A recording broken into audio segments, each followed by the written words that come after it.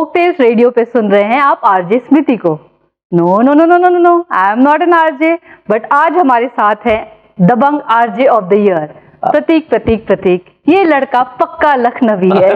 Welcome to the show Prateek. Thank you so much and मुझे बहुत अच्छा लग रहा है and the best part what I am enjoying कि आपने इतने अच्छे तरीके से एक रेडियो जॉकी को इंट्रोड्यूस करा और आफ्टर बिकमिंग दबंग RJ of the year this is going to be my first interview and मैं आपको क्या इंटरव्यू दे रहा हूँ? You have seen me growing.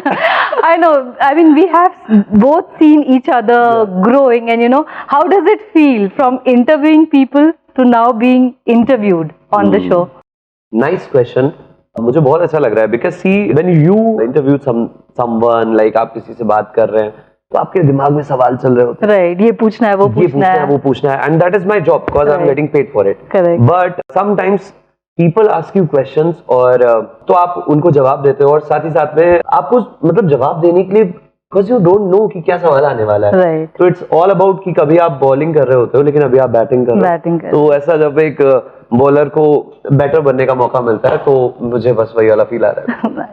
So your journey as an RJ has not been a traditional one. बहुत सारे ups and downs आए हैं.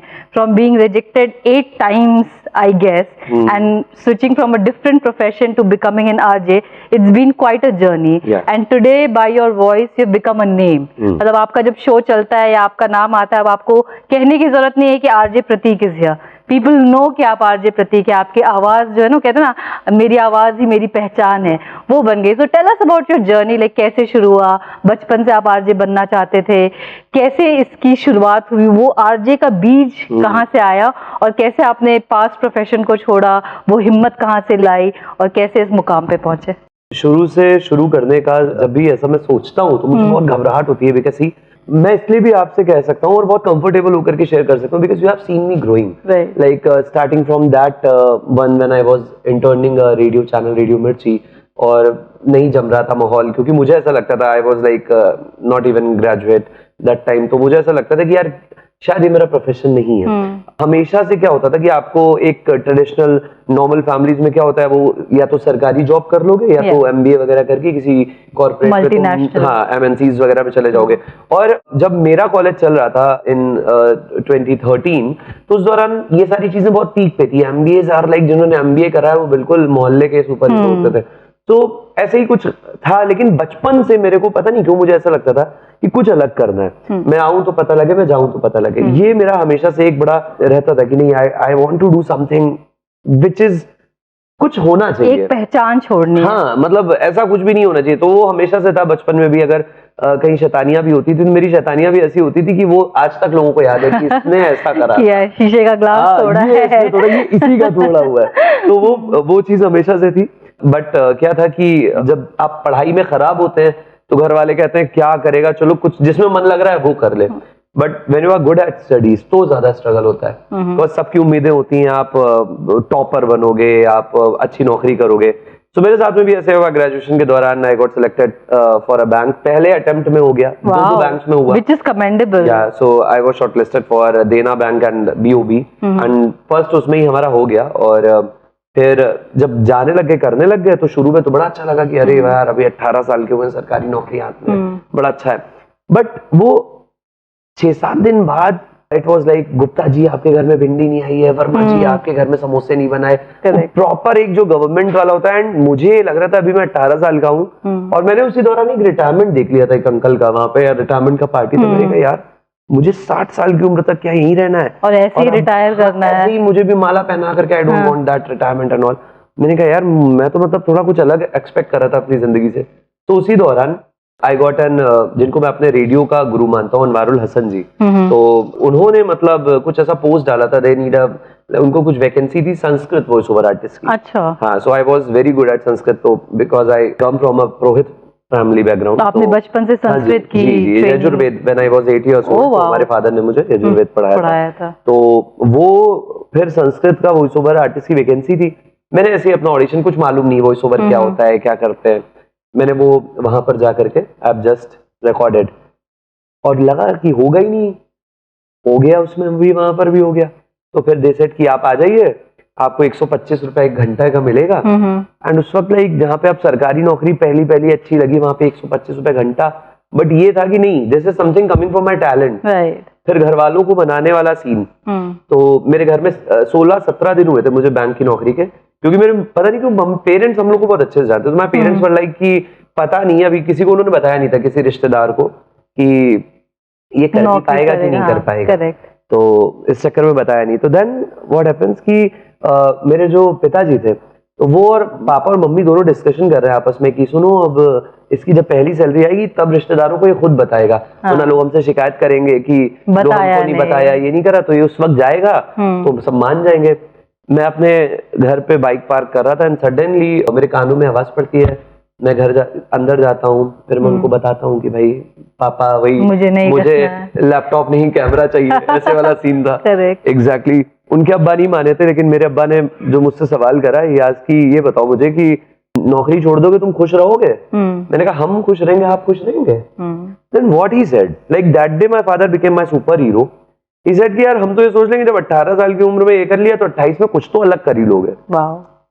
तो ये जनरली नहीं होता, बहुत कम पेरेंट्स ऐसा सोचते हैं या इतने गवर्नमेंट जॉब। राइट। मतलब पेरेंट्स सोचते हैं बस लगे नौकरी, बच्चा सेट हो जाए 18 की उम्र में। Then I was like, and this is coming from a like middle class family boy। कोई ऐसा नहीं था कि हम बहुत रिच बैकग्राउंड से आ रहे थे और जिनके लिए अरे कोई नहीं बिजनेस। और मिडिल क्लास में सैलरीड लाइफ और एक सिक्योरिटी और स्टेबिलिटी की बहुत रिक्वायरमेंट होती है। ऑल लाइक गवर्नमेंट जॉब्स कितनी ज्यादा बहुत हाइप रहती है, खासकर बैंक की नॉकरी तो बिल्कुल आइडियल होती है, बहुत ही ज्यादा, मतलब ऐसा होता है। तो इट वाज लाइक दैट। फिर पापा मान गए, मैं वॉइस ओवर के उसमें जाने लग गया। एंड फिर जब मैं निकला तो मैं बैंक में अपना मैंने मेडिकल लगाया for 6 months। It was all non paid. तो फिर मैंने बोला कि भाई मेरे को जाना है। तो मैं जब संस्कृत वॉइस ओवर करने लग गया वहां पे, तो मतलब मैं एंजॉय करता था। अच्छा। वो जो बहुत अच्छा लगता था मुझे अंदर से, तो ये फील था कि हाँ यही कुछ करना है। Then All India Radio happens, फिर उसमें हो गया। देन दूरदर्शन में हो गया। देन ईटीवी हैपन, लाइक मुझे साइन करा गया था, कॉन्ट्रैक्ट था 15 एपिसोड्स के लिए, एक प्रैंक शो होस्ट करना था। 25-30 एपिसोड्स हमने करे। और फिर उसके बाद मैंने अपनी चॉइस पे छोड़ा कि मेरे पास काम ज्यादा आ गया था कि अब मुझसे वो हो नहीं रहा था। बट फिर चीजें हुई। देन फिर हमेशा से एक कमर्शियल रेडियो में जाने का सपना था, बिकॉज मैंने वो चार्म देखा हुआ था ड्यूरिंग इंटर्न की, कितने फैंस होते हैं आरजेस के, कितना अच्छा लगता है जब कोई आपको सुनता है, आता है। देन फिर वो इंटरव्यू जब देने जाते थे तो 1 रिजेक्शन, 2 रिजेक्शन, 3 रिजेक्शन, 4 रिजेक्शन, करते करते 8 रिजेक्शन इन सेम कंपनी। मिर्ची में तो 8 हुए ही थे मेरे। और इसके अलावा मतलब अपार्ट फ्रॉम लाइक मिर्ची, मैंने कम से कम 200 से 250 इंटरव्यूज दिए थे। एक ये लेवल हो गया था कि लोग मुझसे कहते थे, एक बार एक एचआर ने मुझसे पूछा किसी चैनल की कि भुवनेश्वर चले जाओगे? That time I was like, ma'am मुझे अंडमान निकोबार भी भेज दीजिए, मैं चला जाऊंगा, कहीं भी चला जाऊंगा, बस मुझे रेडियो जॉकी बनना है। तो it happened with me. Then finally Mirchi happened. और फिर उसके बाद की जर्नी बहुत कुछ सिखाया मुझे, बहुत कुछ मिला, हर दिन कुछ नया सीखते हैं, इसलिए मिर्ची में जाते हैं, अब दबंग अबंग बन गए। So the beauty of your journey has been that ने आपने हिम्मत नहीं हारी। मतलब एक ही ऑर्गेनाइजेशन में 8 बार इंटरव्यू देना, और जैसा आप बता रहे 250 से 300 इंटरव्यूज आपने दी, और उसके लिए दी कि ये मुझे करना है। आपको क्लियर हो गया था कि आपको आरजे बनना है और आपको बन के दिखाना है। And you kept on going, आपने ईगो पे नहीं लिया, जो कि बहुत सारे बच्चे हताश हो जाते हैं। यू नो, एक इंटरव्यू दिया नहीं हुआ तो हम पलट के उस ऑर्गेनाइजेशन जाना नहीं चाहते। But this is a very good lesson from your life that you know, try until you get Exactly. और हर चीज रिजेक्शन भी कुछ ना कुछ तो देके जा रहा है। Correct. 8 टाइम में तो 8 नई चीजें सीखी ना। Right, so that's beautiful. And ना सिर्फ ही आपकी आवाज खूबसूरत है, आप लिखते भी बहुत अच्छा है। Your one poetry that went viral, Musalman Ishq, was like beautiful. मतलब you know, touching straight the right chords in your heart. So you'd like to hear something from that Musalman Ishq. ओहो, so मैं जिस शहर से आता हूँ, लखनऊ, तो लखनऊ में हमने बहुत कुछ सीखा। और मेरा जो बचपना बीता वो योगेश प्रवीण जी के घर में, और उनके साथ में, तो मतलब वो खुद पे एक चलता फिरता लखनऊ थे, तो बहुत ज्यादा मेहनत हमें नहीं करनी पड़ी क्योंकि बचपन में सही चीजें सीखी। सो मैं पहले उन्हीं का ही लिखा हुआ एक शेर कि लखनऊ है तो महज गुंबदो मीनार नहीं, सिर्फ एक शहर नहीं, कूचा वो बाजार नहीं, इसके दामन में मोहब्बत के फूल खिलते हैं और इसकी गलियों में फरिश्तों के पते मिलते हैं। अब बात मुसलमान इश्क की है तो मुसलमान इश्क बस मुझे लग रहा है मैं भूलूं नहीं, लेकिन मैं आपको सुनाऊंगा कि मेरे दिल के पिंजड़े में कैद एक उजड़ा अरमान था।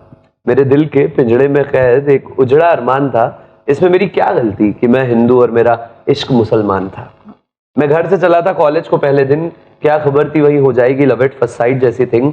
सफेद दुपट्टे को बनाया उसने अपने चेहरे का दरबान था, इसमें मेरी क्या गलती कि मैं हिंदू और मेरा इश्क मुसलमान था।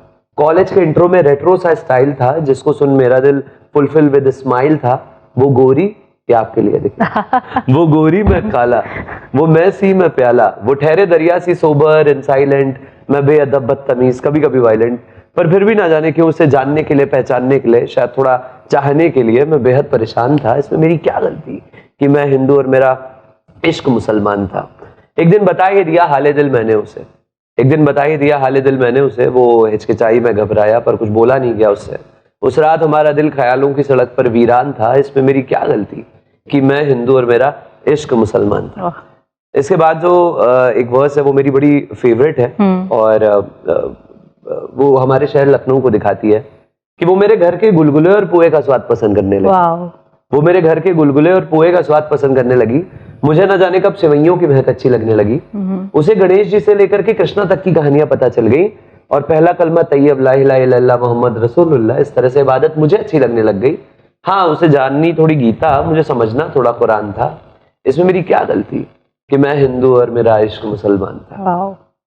एक दिन माँ से मिला उसे, एक दिन माँ से मिला उसे, वो मेरी अच्छी और खास दोस्त है कह करके प्यार दिलाया उसे।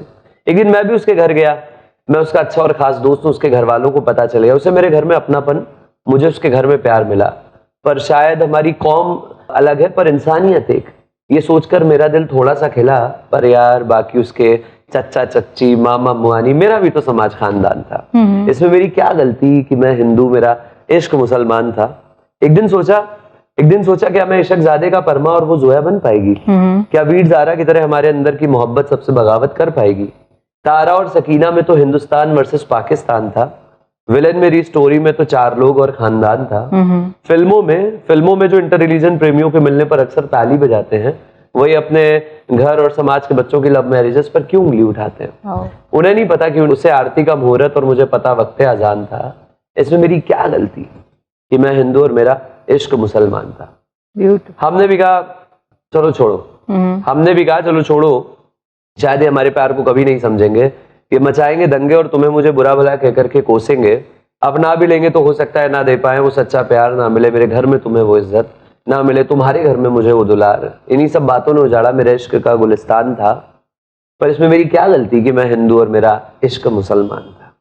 पर अब सुनो, this is the main like थोड़ा सा वो ऐसा कि पर अब सुनो समाज, सुनो मुखियाओं, सुन लो खानदान और 4 लोग, ला कर दो वो नजर जो प्यार करने वालों को प्यार करने से पहले बताए कि ये हिंदू ये मुसलमान है, ये विधि का विधान है। करो कुछ ऐसा इन्वेंशन जो लव एट फर्स्ट साइट को मिटा दे, हमारी जनरेशन को बहुत जरूरत है। करो कुछ ऐसा इन्वेंशन जो लव एट फर्स्ट साइट को मिटा दे, या खुलवाओ कुछ ऐसे दवाखाने जो प्यार ना करने की दवा दे।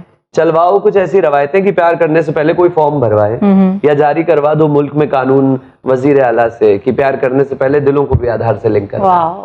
और अगर कुछ नहीं कर सकते हो तो कम से कम खुदा से तो डरो। बहुत चिंता है आपको धर्म जात मजहब की, कम से कम ऐसा प्रिटेंड तो मत करो। दुनिया में और भी कई देश हैं जो परचम लहरा रहे हैं, उनके मुद्दे शायद ये जात धर्म नहीं है, इसीलिए वो हमें ठेंगा दिखा रहे हैं। और मेरे इश्क के गले में चल गई जमाने तेरी छुरी, और वो हो गया कुर्बान था। पता नहीं, मुझे आज तक नहीं समझ में आया कि इसमें मेरी क्या थी गलती जो मैं हिंदू और मेरा इश्क मुसलमान था। बेहद ही खूबसूरत, मैंने पूरी पढ़ ली, क्या बात है।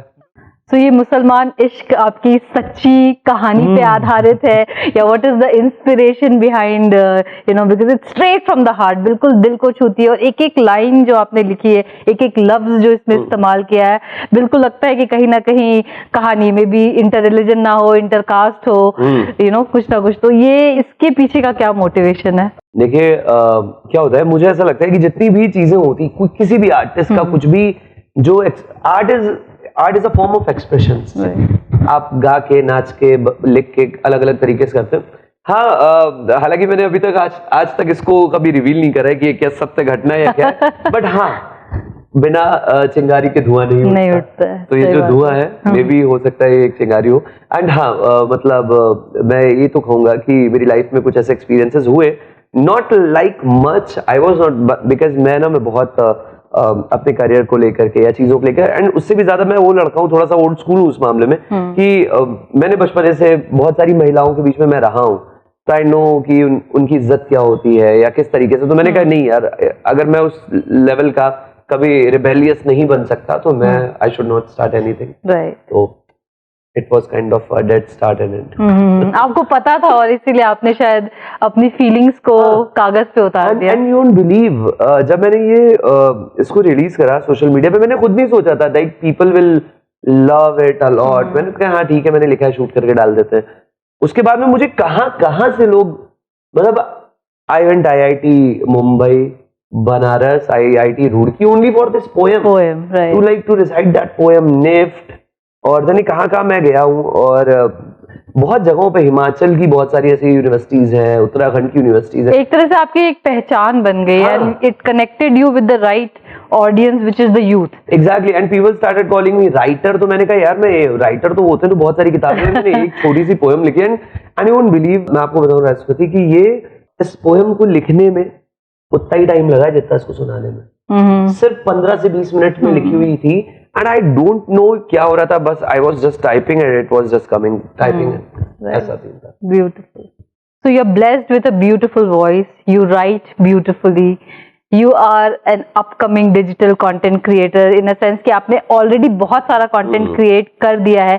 तो एक जो RJ से अपनी पहचान digital content पे करना है, उसकी भी आपने शुरुआत कर दी। आपके shows आते हैं, चचा जान के नाम से भी आप जाना जाते हैं। लखनऊ की ऐसी कोई भी चीज नहीं है जो आप नहीं जाते, like you are an out and out Lucknowi boy, जो पक्का लखनवी। आपके साथ जो टैग जुड़ा है वो बिल्कुल ही एप्ट है। शहर के बारे में आप सब चीज जानते हैं, अपने शोज के थ्रू आप शहर को बहुत खूबसूरत बताते हैं। हर एक, कहाँ की खास्ता अच्छी है, कहाँ की कचौड़ी अच्छी है, कहाँ की मीनारें हैं, कहाँ का गुंबद है, ट्रैफिक का क्या हाल है। So lot of things are happening. So tell us few important shows that you're doing. What all is the highlight of your digital content? Okay. जब रेडियो ज्वाइन करा था तो I was a radio jockey, जो एक transformation phase के दौरान RJ बना था। When radio like was moving towards digital, हमारा स्पेस, हमारा स्कोप, पहले आप एक शहर के थे, अभी क्या है, और एक टाइम बैंड के मोहताज थे कि आपको 7 से 11 ही लोग सुन रहे हैं। लेकिन on digital people can like any time anywhere, they can come to you, आप और ज्यादा पॉपुलर हो, और किसी शहर का इंसान आपको देख सकता है, ग्लोबल स्टार एक तरीके से आप उस पे जा रहे हो। तो व्हेन आई स्टार्टेड, लाइक मैंने भी नहीं सोचा था कि एक शहर लखनऊ, मेरा हमेशा से एक था कि मैं जिस शहर को बिलोंग करता हूँ वो शहर को पूरी दुनिया में एक अलग पहचान है उसकी। लेकिन अभी फिलहाल वो कैसा कर रहा है, क्या कर रहा है, क्या नया, क्या तब्दीलियां आई, बिकॉज हमेशा से वो एक टैग लगा रहता था ना, यूपी के शहरों के साथ, अरे छोटे शहर है। तो छोटे नहीं, बहुत उम्दा शहर है। तो ये पहचान बनाना, तो मैंने फूड कवर किया। मेरी एक सीरीज थी लाजवाब Lucknow, that was amazingly done by my team. हमने पूरा एक टीम थी 7-8 लोगों की, हम लोग बहुत अच्छा शूट करते थे। तो we have completed first season with 17 episode, second season with 8 episodes. Soon we are launching third season also, due to covid वो रुक गया था। हाँ, फिर उसके बाद में डिजिटल के थ्रू हमारी फूड की सीरीज तो चली रही है, plus I work on the Lucknow की history, because I have seen, आप जिस मोहल्ले में रह रहे हैं आपको उसके बारे में नहीं पता। या जानना लोगों को लगता है कि अरे ये तो बुजुर्गों की बात है, हाँ उस चबूतरे पे उस्ताद बैठते होंगे, हाँ यहाँ पे कोई तबला वाला भैया होगा। तो क्या होता है, ये सारी बातें जब कोई बताता है तो उनको लगता है आजकल के यंगस्टर्स को कि अरे तो हमारे दादा के जमाने की, या दादा बता रहे तो बोरिंग ही चीज बता रहे हैं। But when I have scene कि मैं लोगों को कुछ बता रहा हूँ, कि सपोज कि मैंने बताया कि आज मैं आपको 5 ऐसी चीजें बताऊंगा रिवर गोमती के बारे में जो आपको नहीं पता होंगी, तो दे आर जस्ट लाइक कि वो शेयर कर रहे हैं। तो उनको ऐसा, वो खुद अपने घरों में शेयर कर रहे हैं, अपने दादा बाबा को लाके दिखाने की, and they are also like किया। तो समाउ समय मुझे लगा कि मैं डिजिटली लोगों को इन्फॉर्म कर रहा हूँ, एजुकेट कर रहा हूँ, एंटरटेन कर रहा हूँ। तो I am doing these things. चचा जान जिनको आपने बोला, तो यार इट्स अ कैरेक्टर, लखनऊ के एक चचा है जो फिल्म का रिव्यू करते हैं, वेरी फिल्मी टाइप ऑफ चचा।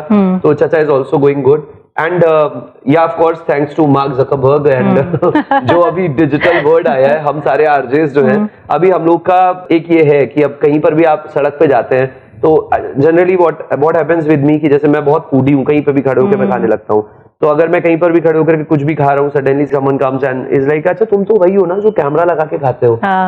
लाइक हाँ मैंने कैमरा रखा है, आज कैमरा कहाँ है। तो इट वाज लाइक बट प्यार ज्यादा मिलता है। True true. चाचा जान का अंदाज में कुछ हो जाए। चाचा जान, तो चाचा जान बेसिकली क्या है कि वो ऐसे ऐसे करके दबा लेते हैं।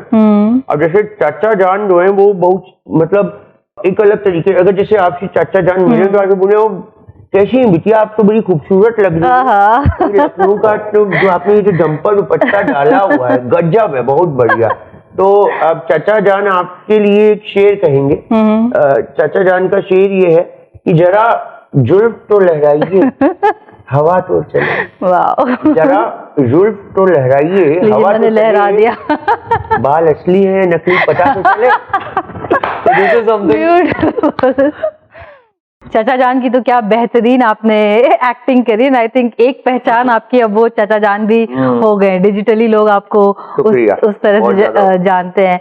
एंड मैंने ये भी सुन रखा है कि आप गाते बहुत अच्छा है या फिर मिमिक्री बहुत अच्छा करते हैं, और खास करके हमारी जो दिल की अजीज लता दीदी थी उनके गाने आपने बहुत बेहतरीन तरीके से गाए हैं। तो एक तो वो प्यारा सा गाना हम सुनना चाहते हैं आपकी आवाज में। ये बहुत बड़ी गुस्ताखी होगी और आई डोंट नो, हो सकता है इसके बाद मुझे सोशल मीडिया पे बहुत जूते भी पड़े। नहीं नहीं, you will be loved. I will get like to many trollers for it, but हाँ अभी थोड़ा मेरा गला जो है वो थोड़ा सा नासाज है, अदरवाइज मैं करता उसको। बट आप उसको लता जी को तो एक बहुत महान एक पुण्यात्मा है वो, आप उनको हटाते हुए तो हाँ कुछ ऐसा था।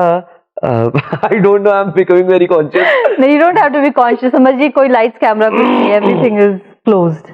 ओके, सो मेरे को एक लाइफ का एक हमेशा एक आगे बढ़ाता है जो मुझे पुश करता है गाना। वो गाना वो ये है कि आगे भी जाने न तू पीछे भी जाने न तू, जो भी है बस यही एक पल है।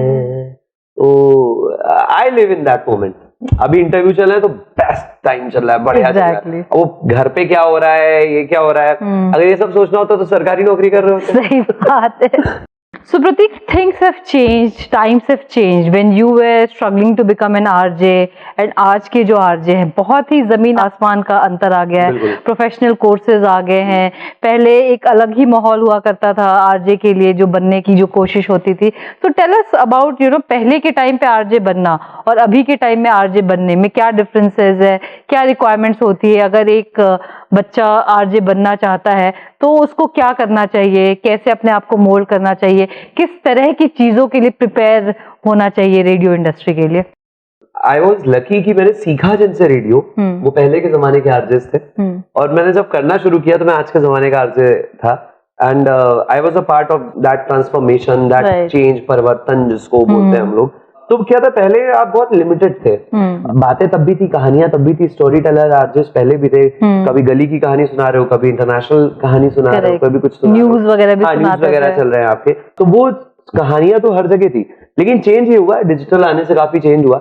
एंड क्या होता था कि पहले आपकी रीच इतनी ज्यादा नहीं होती थी, तो आप अपने शहर में कुछ भी कंटेंट कर रहे हो, आप कुछ भी बोल रहे हो, but now you have a reach, you have a like digital audience, तो आपको उनके हिसाब से चलना है। एंड होता क्या है कि मैंने एक चीज नोटिस करी है कि आज के समय में भी और पहले समय में भी, if you are serving content, वही content is the king, content is the queen and I am the queen, I should say then. तो कंटेंट इज मोर इम्पोर्टेंट। आज के समय में मैंने एक चीज देखी है कि मैं ये नहीं कहूंगा कि ये बच्चे कैसे आए या वो, but what I am saying कि ना, हम तैयारी नहीं करते अच्छी, समहाउ समवेयर हम लैक करते हैं कंटेंट क्रिएशन। हमें लगता है कि अगर हमें वायरल होना है तो चलो एक काम करते हैं, गालियां बक लेते हैं कंटेंट में। अच्छा, हमें वायरल होना है तो थोड़ा सा we should use some efforts, और we can talk about sex and adult topics पे हम बात कर सकते हैं तो हम वायरल हो जाएंगे। ये यही तो चलता है, बहुत चलता ये नहीं है। आज भी बहुत सारे ऐसे आरजेस हैं, एकता एक आरजे है जो हमारी मिर्ची में बहुत समय तक उसकी पार्ट रही है, एंड आज सबसे ज्यादा जिनके फॉलोअर्स है आरजे में वो एकता है, and she talks motivational things,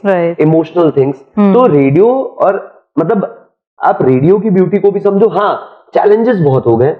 if you want to do radio, आपको रेडियो के अलग, मैं रेडियो के अलग कंटेंट बनाता हूँ which is for my local audience Lucknow. मैं फेसबुक के लिए अलग कंटेंट बनाता हूँ which is for some people जिनको थोड़ी बड़ी कहानियां चाहिए, थोड़े इश्यूज भी चाहिए, थोड़ा एंटरटेनमेंट भी चाहिए, and I totally make different content for Instagram, क्योंकि उनको सिर्फ एंटरटेनमेंट चाहिए, क्रिस्प चाहिए। इंस्टा पे you can't have lot of things, मतलब वो 30 सेकंड्स में आप समझाओ। अभी हम लोग बहुत इम्पेशेंट हो गए कि वो 3 घंटे की पिक्चर्स में, आई डोंट नो कि मैंने लास्ट टाइम वो 3 घंटे की पिक्चर कब देखी होगी, या अब तो पहले जब फिल्म क्रिटिक्स हुआ करते थे तो वो बताते थे कि देखो ये पिक्चर ये फर्स्ट हाफ में लंबी थी या सेकंड हाफ में लंबी थी, हम लोग को नहीं मालूम था क्या लंबा छोटा भी, जैसे hero heroine villain. But now एक नॉर्मल इंसान बता सकता है आपको कि यहाँ पे एडिटिंग होनी चाहिए, राइट, एंड हर आदमी कलाकार हो गया है। हाँ, तो यही है कि अब इसमें आपको बहुत जरूरी है कि आप पढ़ना बहुत जरूरी है। मैं नहीं कहूंगा मैं हमेशा पैदाइशी पढ़ाकू था, I have started that reading वाली habit in lockdown, I have explored and I got it. और तो ये these things are very important. So Pratik, as you rightly said कि impatient हो गए लोग, सब चीज तुरंत चाहिए, जल्दी चाहिए, चाहे वो सक्सेस हो, नेम, फेम, पैसा हो, and you have a very huge fan following. And ये भी नहीं है कि फैन फॉलोइंग जेंडर रिस्ट्रिक्टेड है, जितने मेल्स आपको फॉलो करते हैं फीमेल्स भी फॉलो करते हैं, और हर एज ग्रुप आपको फॉलो करता है। So with a good fan base, what is the message that you would like to give to your audience, the youth, आपकी लाइफ से, अपने एक्सपीरियंसेस से, what is the key message that you would like to give to our audience? 3 to 4 things I would love to say, and मैं जहां पर भी जाता हूं मैं वहां पर बोलता हूं। पहली चीज तो ये कि ड्रीम्स बहुत जरूरी है। मैंने भी सपना देखा था, कोशिश करिए और सच करिए। मैं कलाम साहब का फैन हूँ, वो सपने वो होते हैं जो सोने नहीं देते। एग्जैक्टली। तो आई वॉज दैट बॉय, जब मेरे साथ में हो सकता है तो किसी के भी साथ में हो सकता है। मैं हमेशा सोचता हूँ कि जिस इंसान ने जिंदगी पर समंदर देखा, मछुआरे का बेटा था कलाम साहब, उन्होंने आसमान का रास्ता चुना, मिसाइल बनाई। तो ड्रीम्स बहुत जरूरी है, पढ़ना बहुत जरूरी है। पहले मैं भी सोचता था, जब मुझसे मेरे लोग आकर के कहते थे कि नहीं पढ़ा करो, तो मैं सोचता था क्या पढ़ा करूं, यार पूरी जिंदगी पढ़ता रहा और अभी फिर पढ़ना है। किताबें बहुत जरूरी है, और प्लस हम सबको बहुत एक्सेप्टिंग नेचर का होना चाहिए। हमने अपने आसपास खुद ही दीवार बना ली है कि नहीं मैं ये नहीं करता, एंड दे डोंट नो कि they have created a wall. वो एक खुद ही अपने लिए ब्लॉक, एक शेल में रह रहे हैं, एक शेल वो खुद ही बना लिया है, और जिसको आप सोकॉल अपना आप एटीट्यूड कह सकते हैं, आप कुछ भी कर सकते हैं। तो ये नो शब्द यूनिवर्स सुनता भी नहीं है, and I believe in secret book मैंने पढ़ी हुई है, तो मैं इसमें बहुत मैं बिलीव करता हूँ। तो नो नहीं बोलना है, जो भी है एक्सेप्ट करिए। जो चीज नहीं अच्छी लगी, किसी भी इमोशन को मत रोकिए। आप गुस्सा है तो गुस्सा दिखाइए, आप हंस रहे हैं तो हंसिए, रो रहे हैं तो रोइए, बट किसी इमोशन को रोकिए मत। एंड द फोर्थ थिंग कि never give up attitude. Life में अगर गिव अप कर दिया या थोड़ी सक्सेस में ही बहुत बड़े स्टार समझ लिए खुद को, जमीन को छोड़ दिया, नहीं मैं तो बहुत, क्योंकि मैंने ऐसे ऐसे लोगों को अपनी जिंदगी में देखा है जो एक वक्त पे बहुत पॉपुलर थे, but only because of their attitude, अपने नेचर, उन्होंने खुद ही अपना घर जला लिया। Like I have seen people. So I don't want कि मेरा एग्जांपल कभी ऐसे कहीं दिया जाए। मैं हमेशा ये चाहता हूँ कि लोगों से बात करना, मिलना, और कोई इंसान नहीं पसंद है तो उसको भी इंडिविजुअल पर्सनालिटी के तौर पर लो। बुरा इंसान अच्छा इंसान कोई नहीं होता। हर इंसान किसी की लाइफ में हीरो है, हर इंसान किसी की लाइफ में विलन है। Just take it as a character, deal with it and go ahead. और प्यार देते रहिए मुझे। Thank you so much, thanks to you that you invited me here and your team, wonderful studio, Folktale studio. किताब जब ये था मैं तब से इससे जुड़ा हूँ, आज हम लोग डिजिटल पे। Exactly, as you said कि you have to revamp yourself. I started with a blog. एक राइटअप से today we are doing audio video interviews. बहुत सारे चेंजेस हुए हैं। लाइक आप तो वैसे भी पहले भी खूबसूरत थी, अभी खूबसूरत है। I was 98 kg, now I'm 76. Yeah, that transformation I've seen. Right. So your life is truly very inspiring and a motivation to youth, to people of all age groups. I would say, the way you have lived your life, the way you have carved a niche for yourself, that's truly commendable and remarkable. Thank you so much for coming to our show.